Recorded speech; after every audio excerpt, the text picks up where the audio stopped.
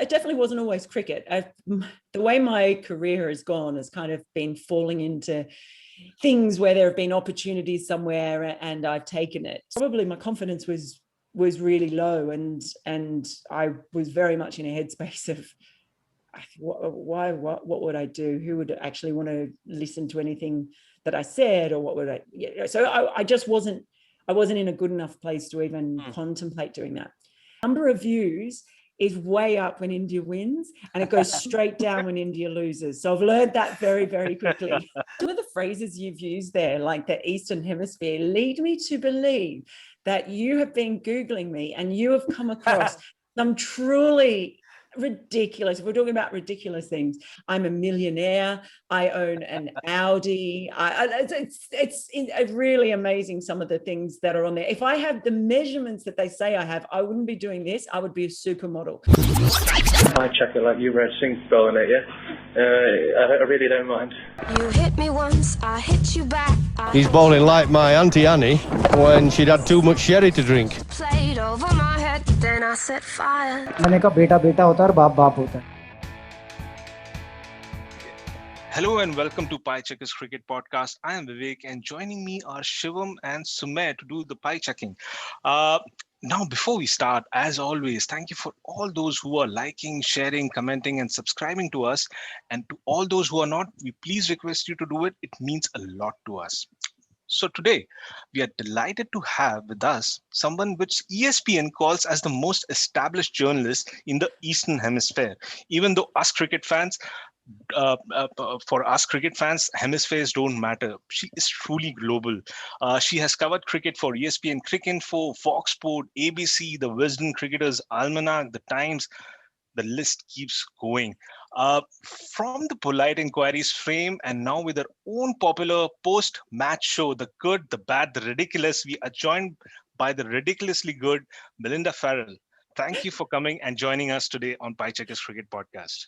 Thanks so much for having me, guys. I'm a little bit worried because some of the phrases you've used there, like the Eastern Hemisphere, lead me to believe that you have been Googling me and you have come across some truly ridiculous, if we're talking about ridiculous things, some things out there that have been written for me on these alternative Wikipedia type pages. And I don't know if they've maybe been translated into other languages and translated back, but it's hilarious because almost everything in them is wrong. The Eastern Hemisphere, I mean, what is the Eastern Hemisphere? No, that's not even a thing. And that's not even close to being the craziest thing that's on some of those websites. So according to some of them, I'm a millionaire. I own an Audi. It's really amazing, some of the things that are on there. If I had the measurements that they say I have, I wouldn't be doing this. I would be a supermodel. Everything about those websites is just really bizarre. So don't take too much notice of them. But at least all of that is positive. Well, Most yeah. of it. Yeah, it actually makes me out to be far better than I actually am. So bring it on, the fake profiles. I'm sure you're underplaying this, Mel. We truly enjoy your shows and whatever articles which you have written, we truly enjoy, and especially your own post-match show. We're totally loving it, as you can see with the kind of tweets we kind of keep sending across. Yeah, you guys were some of my first nominators, I guess is the word. So I really appreciate the fact that you guys have been involved and sent some great nominations in and been a part of the show. It's no show without everyone else's involvement, and I wanted to do something that actually involved people out there who were watching and sending stuff in and have it a little bit interactive. So yeah, I'm very, very grateful to you guys. Thank you so much, Mel. Let's go back a little bit. Before all this happened, how did your journalism journey begin? Was it always cricket, or was it something else, or how did it all happen? It definitely wasn't always cricket. The way my career has gone has kind of been falling into things where there have been opportunities somewhere and I've taken it. So, I mean, I did a Bachelor of Communications at university, and did a whole heap of things in there as far as journalism went, and also film studies and media writing, all that kind of thing. So television production. So I did all that at uni, and then went overseas as soon as I could afterwards, and was working for Sky Sports over there, where I was working on a lot of different sports at times because I was freelance, but then I was mostly working on rugby league, on the Super League over in England. So that was just sort of behind the scenes stuff, but I'd started also producing my own feature stories, which I really liked, but it was very difficult then. I was pretty much told straight out that I couldn't really do the reporting side of things. I could produce all the features, but had to be someone else's voice on it, or someone else, fronting the camera, because I wasn't an official reporter, and also because I was Australian. So that was a bit of going to be a dead end for me as far as that kind of thing went. So I came back to Australia and was freelancing, and I did everything. I mean, I did straight news. I was working for regional television, reporting on, everything from, that the council planning to build a car park somewhere in some tiny little town, or, something happening at the pig farm somewhere, just all sorts of things. And I was going down to Sydney on the weekends and working for Fox Sports News. And then from there, I just started doing more feature stories for Fox Sports. Particularly, I would do rugby league in the winter, and then I would do cricket in the summer. So it's very hard to just do one sport in Australia, because nothing goes all year round sort of locally. So I was just doing both of those. And then just gradually, as I did various freelance gigs, I drifted more and more into cricket, and until that basically became the full-time gig. That you've been a part of film production and stuff like that, and that you were not thought good enough to be in front of the camera for your stories, and from that,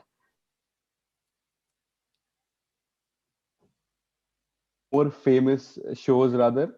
So this question has two parts to it. First, how did Polite Inquiries happen? How did it start? And what's the story behind this motion that happens before it? So what is the background story to it? Is there any? Oh, yeah, there absolutely is. Well, Polite Inquiries was started by Jared Kimber and George DeBell before I even met them. Not long, probably about 6 months before I met them, I think, in the Ashes. That was on in England that preceded, he had that crazy year where he had back-to-back Ashes series. And I met them in Australia that summer. I was actually working for Cricket Australia at the time. They'd started up cricket.com.au. And I just started working with them and signed a 2-year contract, but was not particularly happy there. And so left after 3 months. But I sort of made friends with George and Jared on that tour. And they helped me very much in then getting the job with Cricinfo. It took a lot to get it. I had to fly halfway around the world on a wing and a prayer and a chance just to get a meeting with someone. So I got that job, and then pretty much straight away, only George and Jared had done Polite Inquiries, and it was very much tailored to their sense of humour. But then Jared came out to Australia for the India series, the 2014, in 2014 that year, and he didn't have George, so basically I was one of the last ones standing. He used some other people as well, but he said, "Oh, you need to do Polite Inquiries with me." And I was actually really nervous because he and George had established something that was very much them, and they were so funny, and I wasn't sure that I could actually provide anything or be as funny or as knowledgeable as them anyway. But Jared just threw me into the deep end, really, and said, "Look, it doesn't matter if it's a rubbish one, it's a rubbish one." And it was quite supportive in that way. Yeah, if you're rubbish, don't worry. And so kind of went from there. And we've done, I'm no longer with ESPN, but they've had different combinations depending on who's on site. So I've worked with various people, whether it be Andrew Fidel Fernando or Fidos Munda or Dan Bredig, Bryden Coverdale. So it sort of became something that we would do, who was ever there. It's always really been Jared and George's baby, but I was very lucky because I was often there that I would end up doing a lot of Polite Inquiries with those guys. This thing started from, I think it was at the Oval, where the editor of Cricinfo had shown up, and he didn't have a pass, and George sort of made a claim that he could get him into the ground and he wouldn't even have to speak. And he basically got him into the ground without a pass. And that's, it's just like, look at my face. That's basically where that came from. So it was like no introduction needed. And it was all based on George's ability to get someone into a cricket ground on match day. That's interesting. That's interesting fact. But coming then to your stink, your own stink with the internet, as ridiculously good as it is, but how did you come up with that name? And again, with your own show, Good, Bad, and Ridiculous, how did you come up with that name? And also, why were you so late to the internet party? Why didn't you start earlier on YouTube? So first of all, I'll do the second part first of that question. Okay. So I left. I mean, everything I was doing then, it was a pretty frenetic sort of 5.5 years with Cricinfo, where I was sort of going from the English season to the Australian season. I had a couple of pretty long stints in India as well. I went to New Zealand, I went to the Caribbean. It was pretty much non-stop. In some ways, maybe too much non-stop for a period of time. So that was my focus. And I kind of left there a year ago, actually. And at that point, I know Jared told me that I should start doing something, and other people had told me that I should start doing something. But it was all just a bit, I was back to being freelance. It was the Women's World Cup in Australia. And I was working for about 8 different organizations over that T20 World Cup of T20, that Women's World Cup. So I wasn't really in the headspace to even think about doing that. I was just trying to get as much freelance work as possible. And, off the back of that, I had all things lined up for this year. I was going to come to India for the IPL, then I was going back to England, and then come back here to Australia for the men's T20 World Cup. So, and it was all, there was so much ahead. So I didn't really think of it. And to be honest, when all that work sort of collapsed for me, at that stage, I really wasn't in the headspace where I could even do it. It really hit me hard as far as just everything gone, like it has for a lot of people. I'm sure a lot of people in the world can relate to that, particularly those of us who operate in the so-called gig economy. So I probably my confidence was really low, and I was very much in a headspace of what would I do? Who would actually want to listen to anything that I said, or what would I? So I just wasn't in a good enough place to even contemplate doing that. And then at the start of the India tour, I thought, just stuff it. Okay, if not now, when? I'm just going to do something. I'm not even really sure what I'm going to do.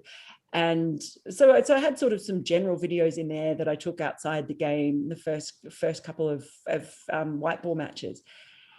But I wanted to do something that was interactive. I couldn't do polite inquiries, obviously, because that's someone else's gig. But I wanted to do something that was interactive and that involved Cricket Twitter, because Cricket Twitter is a great place. There are so many funny people on there. There are very witty people, very knowledgeable people, and there's almost an entire language and I don't know, different phrases that are all evolve around Cricket Twitter. So it was important for me to kind of do that. And then I can't just ask people to ask questions. What can I do? And it started off as the good, the bad, and the ugly. And if you see on my YouTube channel, the first several videos were the good, the bad, and the ugly, because I like puns or whatever. And that was obviously a reference to the movie, the Clint Eastwood movie. But what I realized very quickly was that having good, bad, and ugly was kind of negative, because you had one section for good, and then essentially you had 2 sections for bad. And that I kind of thought that was really limiting and a bit of a downer. Yeah. So then I decided, we talk about ridiculous in cricket Twitter all the time. You have a ridiculous catch when someone takes a Crazy catch. Yeah, we all, even Dan Liebke, who's another very, very funny podcaster, writer, he's been doing one with, I think, Dave Tickner called The Ridiculous Ashes. And he actually contacted me to say, I hope you don't mind we're calling it this. I'm like, mate, I don't own the word ridiculous. So it's and ridiculous is a word that can be used to something that's fantastic, really, really awful, or just plain ridiculous. And let's face it, there are so many silly things in cricket that it kind of works. So yeah, so that's kind of where it came from. And I mean, I'm still learning what works, what doesn't, how to go about it. So it's a very new thing for me still. We totally enjoy your show, Mel, and I hope you're okay us calling you Mel, because of course, you can definitely call me Mel. Everyone does.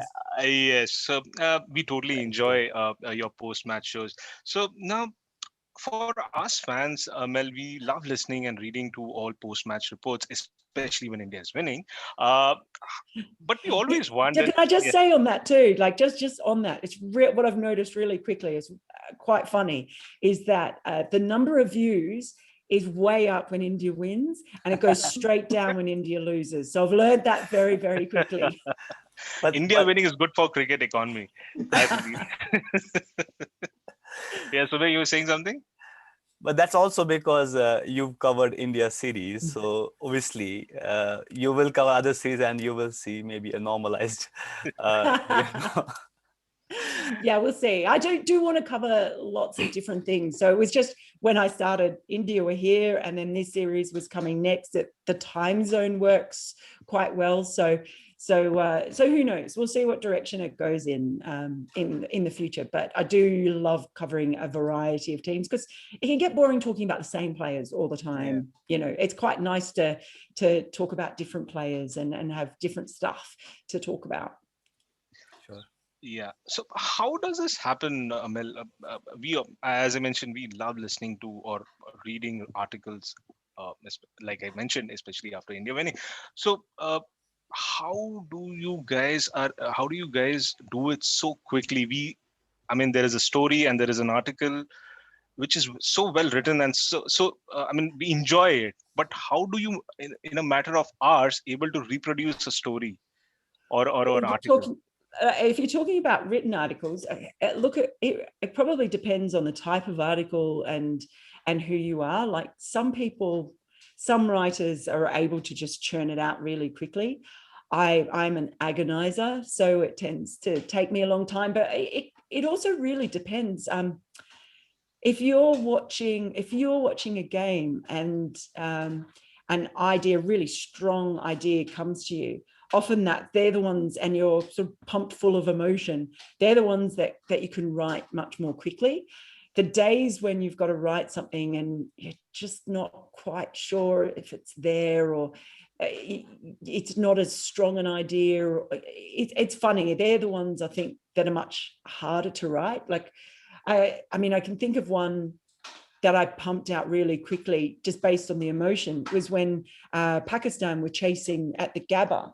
They almost pulled off an incredible chase against Australia at the Gabba, and Jared was there, and Jared said to me, you should go down, because there were hardly any people there that day, and there was this small group of really noisy Pakistan fans, and Jared said, you should go down there. And I went, you're right. So I went down there and I sat with them and I took notes and I spoke to people, and I took a couple of photos. And then I came back up, and it just was I just spewed everything out, just because I was so pumped from all the emotion of being down with the fans. That was a really easy one to write. But then, other times it's really hard. And you usually will work on it during the day. Most people, match reports are different, obviously, because you're compiling something kind of as you go. And those guys, I don't do a lot of those kinds of match reports. Those guys have a really amazing set of skills where they're able to have the story ready. If it's a close match, you know, they might have 3 different headlines and first paragraphs written. And then they just file it on the whistle, as they say. So I'm terrible at that kind of thing. I shouldn't really admit to that, but that's harder for me to do. Whereas the sort of stuff that I've written a lot, certainly on match days for Cricinfo, have been very much get the germ of an idea just from watching and then developing that. And sometimes you think that you've got an idea and it's working and then it doesn't. You'll see journalists who are sitting in the press box will suddenly curse because someone who, you know, is on 83 and they're getting the story ready for the century and everything else then gets out and they're like, I don't know if they've made enough to make that the story of the day. So look, it's a process of just getting an idea and then tossing it around in your head, and then if you decide it's strong enough, you flesh it out from there. But it's definitely easier when, you know, it's a sort of match that gets the blood pumping, and you're sort of going on that adrenaline as well, and the ideas are coming sort of much quicker to your head. But there are a lot of people out there who are much better at it than I am, and I've been lucky because I've been able to pick and choose sometimes what I write about, whereas others, you know, if you're covering a team and you're expected to write a story every single day, you know, I really admire the people who do that and come up with consistently excellent writing every day. And we're blessed in cricket. We've got so many great writers in cricket. It really is, you know, a sport that I think, especially Test cricket, allows for narratives and really good writing. So you mentioned that you like love following other teams, a lot of teams rather. So which team does Mel support? See, I get asked this. I genuinely don't. And I get accused of being an Australian fan. I get accused of being an England fan. I get accused of being biased towards India, against India, Pakistan. Like every time, it's really funny. And I just love good cricket. I love a good cricket match. If anything, I like seeing an underdog do well. Because I think that's good for the game to see it competitive across the board. So, you know, it's always nice when you see a team that, like, you know, say the West Indies, who struggled in recent years, to see them win. Or, you know, if Bangladesh, if Australia finally condescended to play Bangladesh in a test match, which hasn't happened for so long, I would love to see Bangladesh do really well. If they beat Australia, that would be amazing. And that's not because I support Bangladesh. That's just because I love seeing international cricket being competitive. And the more competitive it is, despite the fact, obviously, India winning is good for the economy, as a cricket economy, as you've said, but just having competitive cricket, I think, is so important for the game. So I really enjoy covering other teams because of their different stories and different narratives that you can pick up on, and just watching different cricketers too. But it's not like I'm devastated if a particular team loses, or I'm ecstatic if a particular team wins. A lot of writers, I think, will tell you that what they want is the good story to win. So you want like a great story somehow, and that's really how I look at it and I approach it. And you said everybody, like myself, I'm a cricket mercenary. I don't care who wins, actually. It should be a good end, a good game, a good 5-day game if it is a test match. Now, a lot of writers, you said, that will tell you that they want a good story. But actually, how necessary it is to be a good writer, a good journalist, to stay neutral and not get the emotions, let the emotions get the better of you. I mean, I think that the emotions will always come into it, or it certainly will often come into it, especially if you've got people who have grown up being, you know, a massive fan themselves. I mean, no, people weren't born cricket writers or journalists, so they come from a certain background. I do think it changes. You know, I think if you'd asked me 10 years ago, I would have said absolutely, you know, I'm Australian cricket fan and you know, want to see Australia win, before I was actually working in the industry.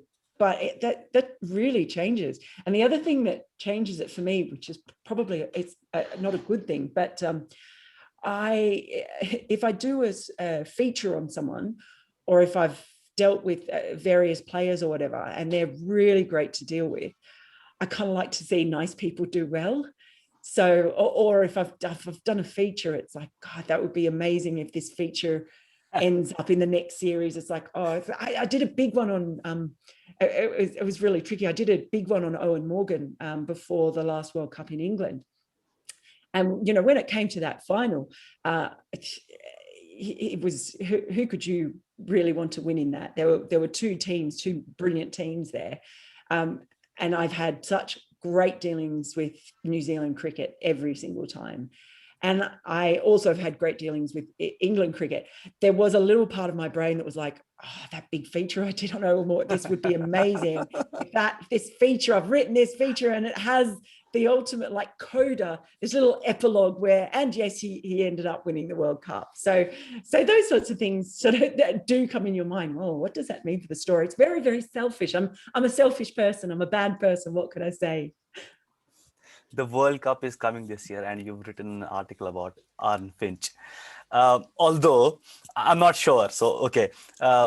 I love that article. I mean, the way you've gone through his story, the way you've told his story, and the way you've written about it. It's a very well written article, long form, but great. However, what I want to know from you is what are some of the writers that you've enjoyed, reading, and are there any articles, for example, you've written, you've seen, or you were like, oh yeah, that is great? Loads. Like I said, I mean, you can go by country. In England, they're blessed with amazing writers. Obviously, George is a colleague of mine, and so is Jared, who's over there as well. And always enjoy reading their writing. They're incredibly talented. Jonathan Liu can write really provocative pieces. I was reading one today by Barney Ronay, which was great as well. So there are a lot of really good writers there. Even Paul Edwards, who writes on county cricket, can be really entertaining. And it's different kinds of writing. They're also good news journalists. In India, obviously, I worked with Sid Monga, who's a good friend of mine, and he writes terrific articles, and Bharat as well, Bharat Sundaresan, who I've worked with out here. I've learned a lot of things from talking to him too, about how different approaches to journalism and storytelling. Huge fan of Shada Ugra, because I think she's possibly the bravest journalist in cricket. She pulls no punches. There is no one she is not afraid of writing about. She wrote a recent piece on Sourav Ganguly that was, I thought, pretty brave journalism.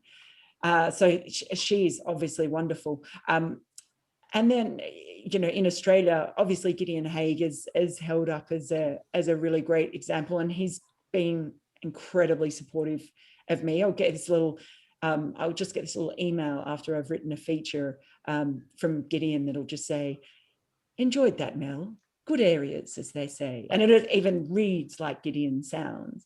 But also Greg Baum is, he's a super writer in Australia. He manages to have layers of meaning within like one single sentence, that it actually has words that have double meanings and so can be taken different ways. Andrew Fidel Fernando, I mean, he's one of the funniest writers out there. If you want to read about Sri Lankan cricket, the piece that he wrote about Herath, I think that's one of the great pieces of cricket writing that I can think of that I read. So many, I forget so many. And of course, Osman Samyuddin. Osman writing on anything, but particularly, he is the writer on Pakistan cricket. And I've been really lucky to have worked with him. And I've written on Pakistan when Osman's been there, and I've workshopped ideas with him and sent him stuff, and he's really great because he'll help you with your writing so much. But yeah, he is insanely good. He's terrific. So yeah, that's just a whole lot of lists, I know. So there's not one favorite. I think people have their own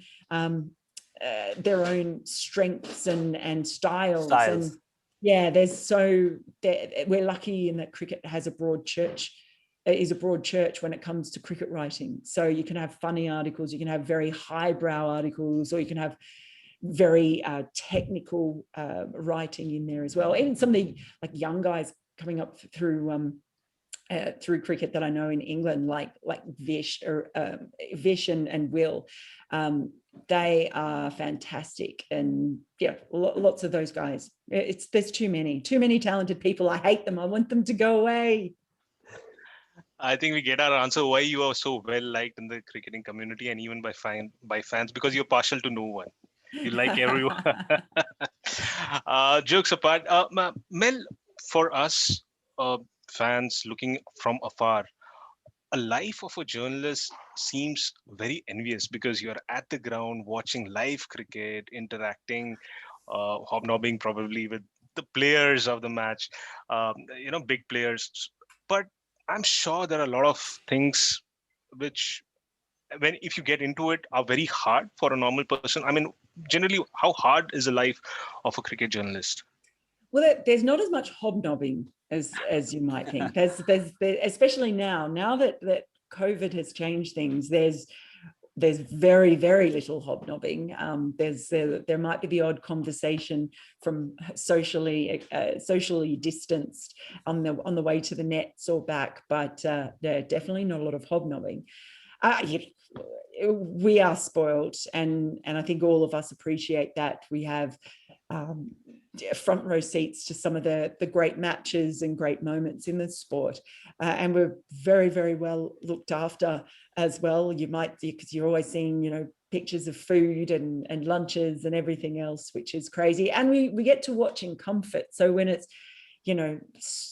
screamingly hot at the Wacker or something, usually not always, we're in air-conditioned comfort. Or even when it's freezing cold and damp at Edgbaston, we're nice and cozy inside. So that is something that we'll be very, very much privileged to experience in being looked after like that. The traveling on the long days can be really, really draining. And traveling is great. I love traveling and I've really missed it. But after a sustained period of time, it can be, because you all know whenever you travel, there are always things that go wrong. They're just things. There's luggage goes missing. There's a flight cancelled. All sorts of things. Even here covering the India series in Australia, I was battling border closures where, it was in Adelaide and it was 11:30 in the morning, and suddenly I found out that they were closing the border at midnight. And it was like, so all those stressful things about traveling, the logistics and everything else, that they don't always help the creative process. So if you're having to think about all of those things, then you can be a bit stressed, and that doesn't make writing, or doing video when you're stressed or tired is really hard as well because of the energy that it takes. So some of the things about a lot of traveling are both amazing, but can also really test you, I guess, as well. Just living out of a suitcase for 3 months can drive you nuts. So that's probably something that's really hard, and they can be very, very long and tiring days. So if you are at the ground, and I say this, hopefully none of my colleagues will ever hear it, because I'm not known for being one of the earliest in the press box. But say if you're there at like 9:30 in the morning, or quite often, there are lots of times when I've been the last one to leave, and it's 10 o'clock at night. I certainly had that in the last series, at the India series. There at 10 o'clock at night, and then sometimes you have to go home and do something else. So there are times when even, I remember in the World Cup in England, and it was just manic going from one place to the other, and the amount that we were doing. And I'd been at one game at Trent Bridge and had gone to the mix zone, and then the various presses, and then the other options they had. And I was sort of recording everything. And then we had to jump in a car, drive halfway to Southampton. We got to this hotel in the middle of nowhere at midnight. And I'd been at the ground at I had to be there at 8:30 in the morning. So it was midnight when I got to the hotel. And then I had to sit down and write a piece. And I was so exhausted. And it was one of those things where it was like, okay, just write one sentence. okay, just write another sentence and just keep going. And I think I probably finished it at about, I don't know, half 1, 2 o'clock in the morning. And then we're up at 7 in the morning to keep going. So those times, when you do that over a tournament or a series, that can really be draining. And that's where it comes to the videos. If you're really tired and you're trying to do polite inquiries or a post-match review and your brain's fried because you're just knackered, it's so easy to make mistakes, and it's so easy to be flat as well. So they're probably some of the challenges, but they're small problems to have in what I understand has been a very privileged sort of period covering cricket. Great. Moving from your journalism journey and the issues or the small issues that you may have faced to the issues that the cricketers face. So 2001 Kolkata test is regarded as, or often referred to as, the test that changed how teams looked at follow on. Now, in the last 2 years, what happened in the Ashes by Stokes and Leach, then the Sri Lanka chase in South Africa, recently India did it almost twice in Australia, and now what Kyle Mayers of West Indies did to Bangladesh. Do you think in the last couple of years, teams have started looking fourth innings chases also differently? Also, how Root extended the declaration for India, maybe?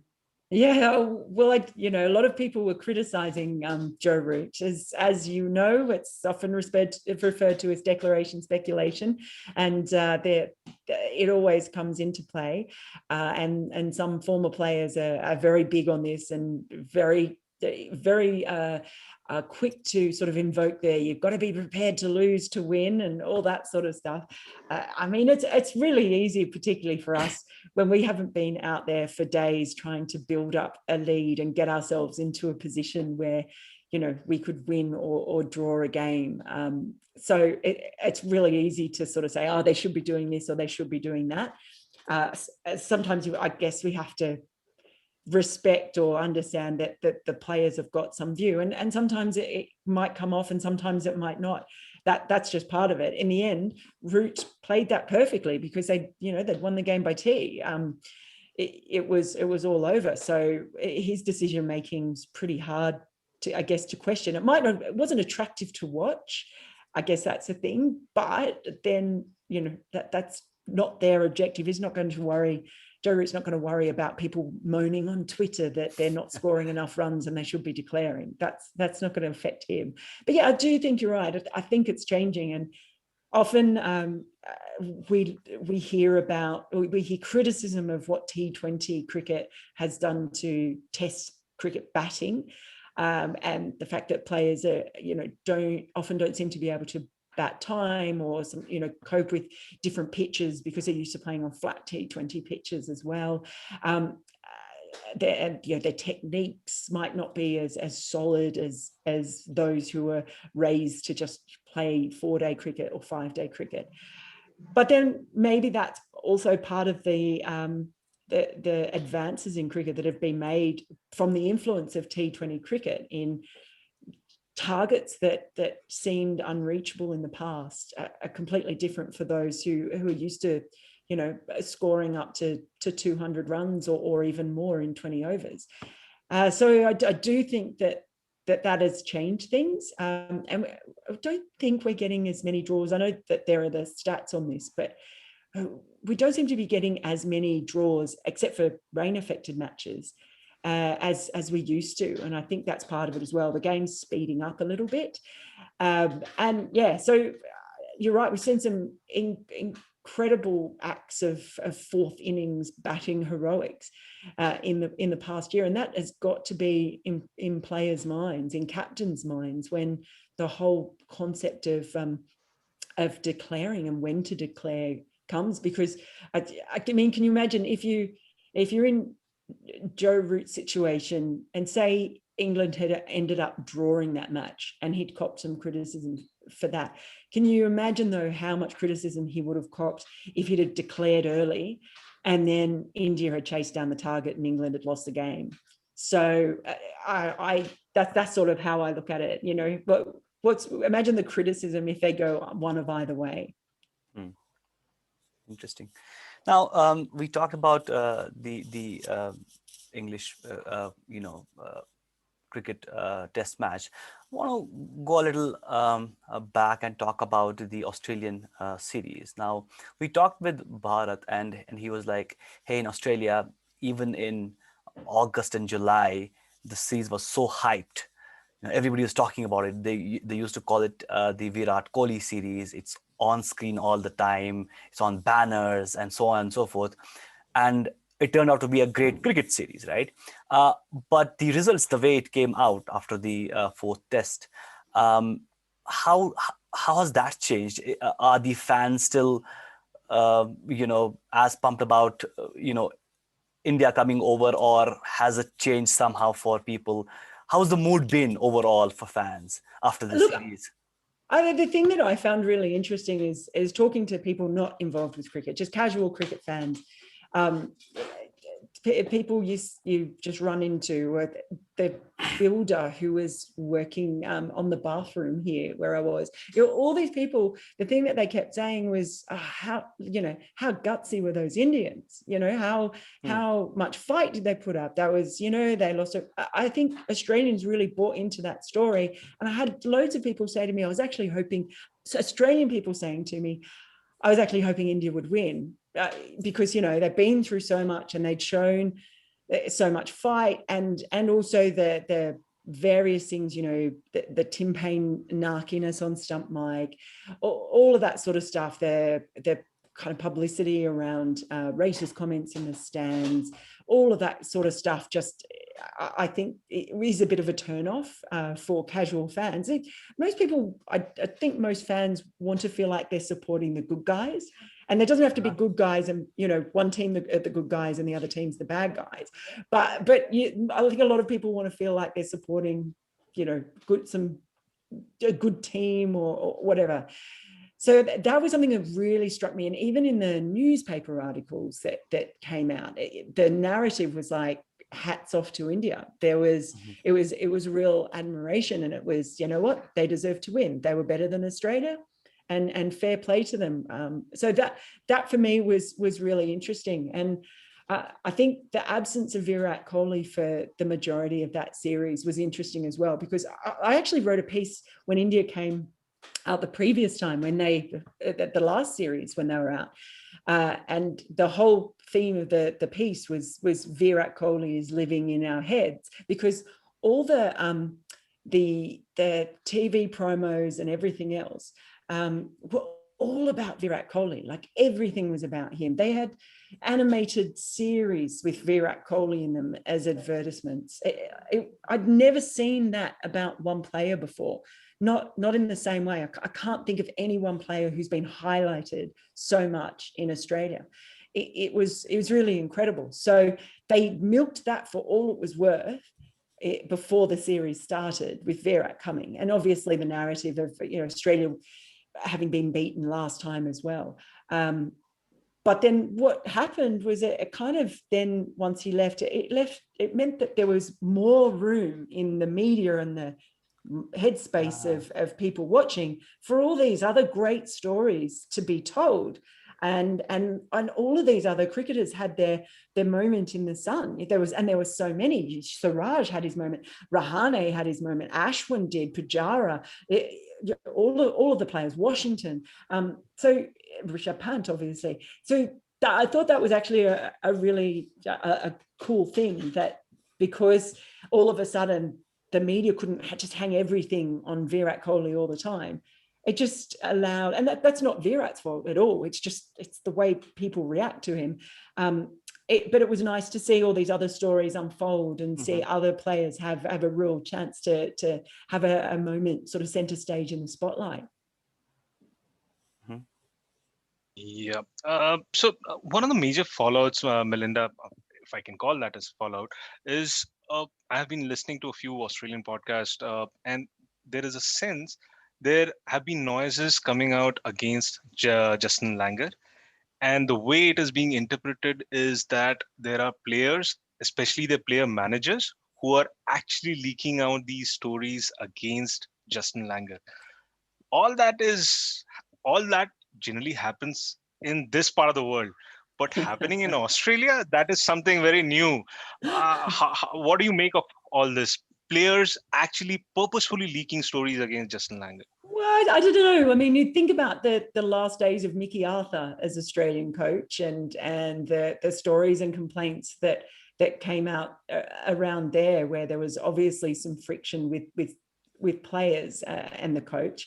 So it does happen, but yeah, you're right. It certainly happened a lot more. I mean, my favorite part of this whole story was that a major complaint that seemed to, well, it wasn't a major complaint, but one that ended up getting a lot of attention was Marnus Labuschagne being berated for going to walk out with a toastie in his pocket, and I'm actually really disappointed that this didn't become bigger, because I think Toastygate added to Sandpaper Gate, Dressing Room Gate, all of those gates that we've had would have just been fantastic. Can you imagine a big furor if he'd gone out with a toasted sandwich and people were accusing him of using the cheese grease to shine the ball or something? Fantastic.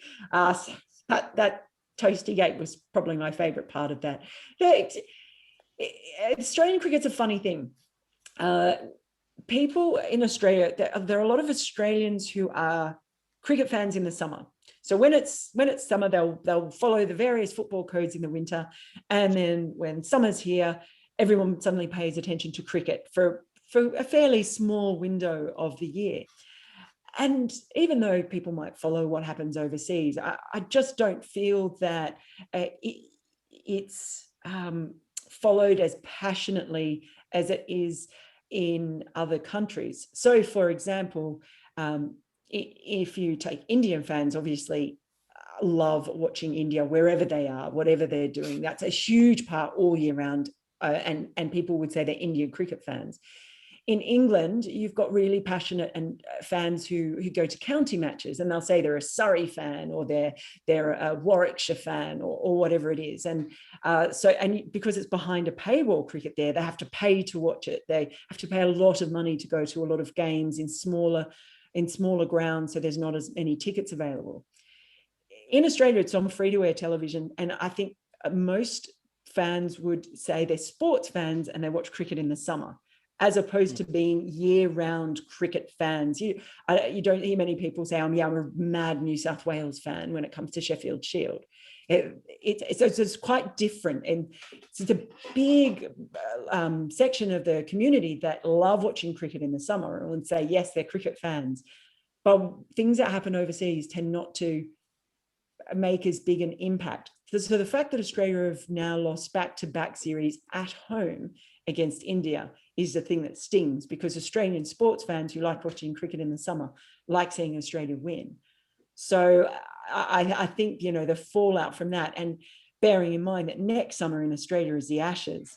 Now, if Australia loses that series, then I think, there'll probably be quite a few changes. There'll probably be another review. Goodness knows, they have so many reviews. But if they ended up losing the Ashes on home soil after losing 2 series to India on home soil in recent years, that's much more likely. They can go overseas and lose, and people aren't going to worry so much. But it's losing at home that will cause the biggest stir.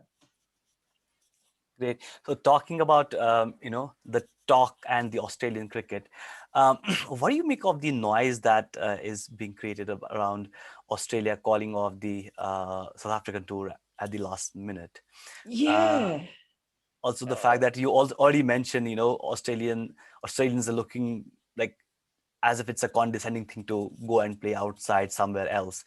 Is there any truth to the fact that a lot of people have been saying that Australia doesn't like to play anybody other than the 2 big other cricket nations? No, I don't think that's true. I don't think that Okay. Australia doesn't like to play those other nations. But so there are a few things. I mean, this is if you go by history, you would have to say Australia are the most risk-averse team when it comes to traveling and visiting other countries, and we've seen that many examples over the years, whether it's been because of terrorism or unsafe political environments. Australia has always traditionally been fairly risk averse. So, and that's perhaps part of being, on an island at the other end of the world, and when most people leave Australia alone. So there's perhaps a little bit of that in there. Now, in this situation, I can't say they should have gone to South Africa because I don't know what all the factors were that were part of their risk assessment. So unless you see all of that and know all of the minutiae of what they were basing that decision on, I think it's really hard to say definitively, no, they should have gone. So they've made that decision, rightly or wrongly. I don't know. I don't have enough information or understanding to say that definitively. But when something happens once, okay, it's happened because of this reason. When something happens twice, okay, maybe there are reasons again. When it happens 3, 4, 5, 6 times, suddenly you can't help but say, well, hang on, it's pretty fair to ask if there is a pattern here.